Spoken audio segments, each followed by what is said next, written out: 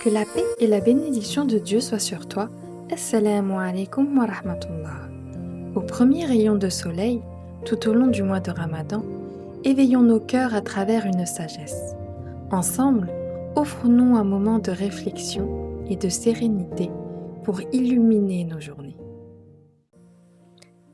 Pense à toi, protège-toi, fais-toi passer en premier, toi, et encore toi. Alors, à force d'écouter, quelque chose change en nous, et on réalise qu'on ne pensait finalement qu'à soi. On commence à croire que grandir signifie se détacher, que réussir signifie dépasser, et que briller signifie être seul sous la lumière. Sans même nous en rendre compte, le moi prend toute la place. On parle de développement personnel, de confiance en soi, d'affirmation.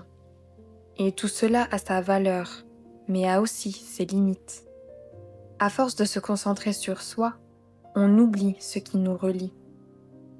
Le Ramadan est un rappel doux, mais puissant. Ce moi nous ramène au nous. Quand on ne jeûne pas seul. Quand on invoque, des millions de cœurs invoquent en même temps. Quand on rompt le jeûne, quelque part, quelqu'un fait la même chose que nous. Le nous est une force invisible. Pourtant, il y a un danger subtil, se mettre en avant, vouloir être vu, reconnu et applaudi, et laisser les autres derrière. Parfois, sans même le réaliser, on brise des cœurs juste pour briller. Mais à quel prix? Ce n'est pas toujours de l'orgueil évident. Parfois, c'est plus discret. C'est vouloir parler plus que d'écouter. C'est vouloir réussir sans se demander qui on écrase en chemin. C'est vouloir être la lumière sans se soucier de celles et ceux qui restent dans l'ombre. Le Coran nous le rappelle. Dieu nous dit, les croyants et les croyantes sont alliés les uns des autres.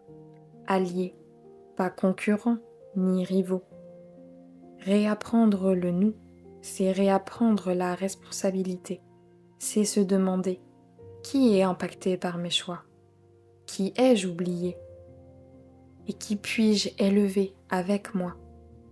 Dans un monde basé sur le moi, choisir le nous devient presque un acte de résistance. Parce qu'au fond, le nous ne diminue pas le moi, il l'élève autrement. Et peut-être que c'est ça, la vraie lumière. Notre épisode touche à sa fin.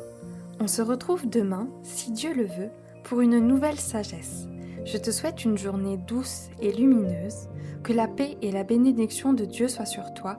Assalamu alaikum wa rahmatullah.